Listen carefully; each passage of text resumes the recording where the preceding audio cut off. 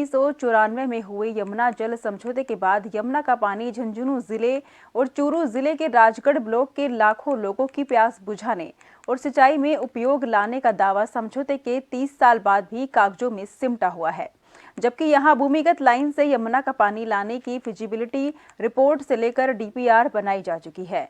ERCP के बाद यमुना जल समझौते के तहत झुंझुनू जिले और चूरू के राजगढ़ को मिलने वाले 1917 क्यूसेक पानी की ईआरसीपी पर सरकार द्वारा उठाए गए त्वरित कदम के बाद उम्मीद अब जगने लगी है। वहीं झुंझुनू में गांव-गांव में अब धरने पर बैठे किसानों का मानना है कि केंद्र, हरियाणा और राजस्थान में बीजेपी की सरकार होने से समझौते के अनुसार झुंझुनू को यमुना का पानी मिलेगा। यमुना जल समझौते को लागू करवाने की मांग को लेकर संघर्ष करने वाले संगठन अब एक मंच पर हैं और यमुना के पानी मांग को लेकर यमुना जल संघर्ष महासमिति का गठन किया गया है।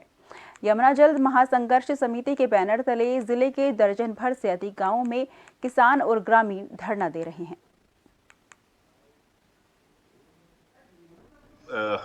12-13 जिलों का मामला था और इस विधानसभा चुनाव में बड़ा मुद्दा रहा, तो उसको देखते हुए ईआरसीपी को अभी तो एमओयू की स्टेज पर आए हैं कि हम उसका पहले प्रोजेक्ट रिपोर्ट बनाएंगे, फिर एमओयू होगा। तो यमुना जल का तो ऑलरेडी एमओयू हो चुका है, प्रोजेक्ट रिपोर्ट भी बन चुकी है। केवल पिछले 4 साल से टेक्निकल अप्रूवल और हरियाणा से एमओयू के पेटे ये रुका हुआ है।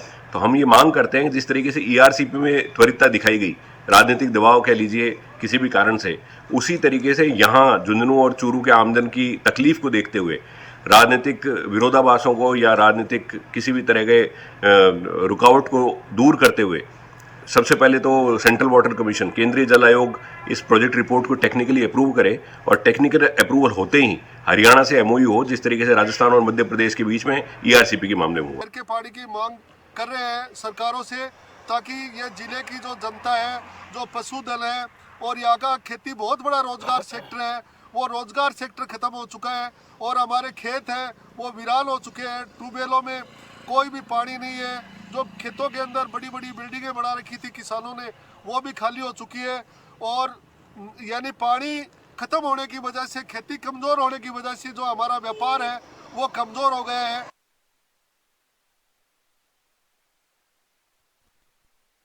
यमुना जल समझौते की उम्मीद अब जगने लगी है। झुंझुनू और चूरू के राजगढ़ का 30 साल के बाद अब ये आस लोगों की जगने लगी है। बता दें कि 1994 यमुना जल समझौता हुआ था, उसके बाद यमुना का पानी झुंझुनू जिले और चूरू जिले के राजगढ़ ब्लॉक के लाखों लोगों की प्यास बुझाने और सिंचाई में उपयोग लाने का दावा किया जा रहा था।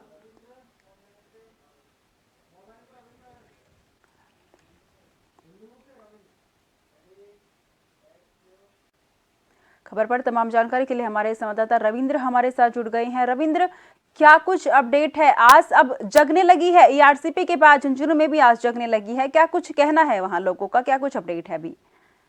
मैं बताना चाहूंगा कि लोगों का यही कहना है कि अब ये यमुना का पानी है आना चाहिए। जो समझौता 30 साल पहले हुआ था वो अब तक धरातल पर नहीं आया और अब जब झुंझुनू जिले के हालात विकट हो चुके हैं, क्योंकि लगातार जल स्तर नीचे जा रहा है, तो पानी की बहुत महत्वपूर्ण आवश्यकता है। रविंद्र, कुछ लोगों के मन में आस जगी है, इस तरह की बात सामने आई है, तो क्या कोई लोगों का कुछ कहना सामने आया है, कोई बयान लोगों का?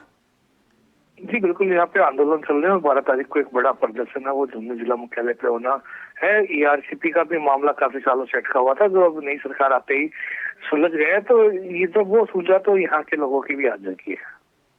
जी रविंद्र, प्रशासन का कोई आधिकारिक बयान इस तरह से कोई सामने आया है? क्योंकि दोनों ही राज्यों में अभी बीजेपी की सरकार है, तो उम्मीद जाहिर सी बात है जगने की लाजमी है, तो कुछ कहना सामने आया है प्रशासन का? रविंद्र जी अभी तक कोई ऐसा सामने नहीं आया, क्योंकि ये मामला केंद्र सरकार के पहल पर ही हो सकता है, क्योंकि केंद्र सरकार इसमें यदि पहल करेगी तो आगे ये जो योजना है वो आगे बढ़ पाएगी। तो ऐसे में स्थानीय लेवल की बात करें या राज्य लेवल की बात करें तो अभी ऐसा कुछ सामने नहीं है।